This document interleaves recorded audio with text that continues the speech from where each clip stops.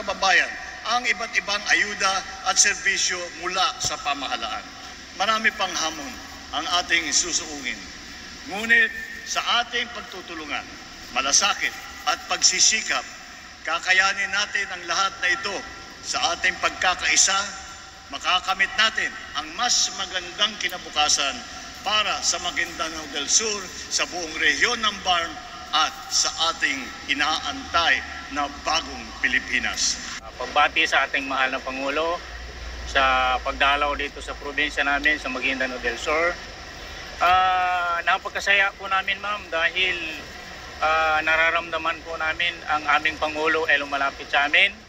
At hindi lang, siya po mismo ang nagbibigay tulong sa aming pamilya dahil po sa tindi ng apekto ng matagalang tag-init ay malaking tulong po. Pangangailangan namin sa pagsasaka, yung patubig kasi gumagamit kami ng water pump, at pangalawa po yung abono na kailangan po ng aming palayan.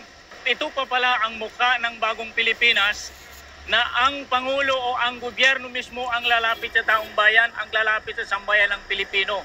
Kaya masaya po kami. Hanggang dito sa regional ng BARM government ay ramdam na po namin ang bagong Pilipinas. Papasalamat po kami sa ating mahal na Pangulo, Pangulong PBBM, dahil ang Maguindanao po ay hindi po napag-iwanan sa kanyang pamahalaan.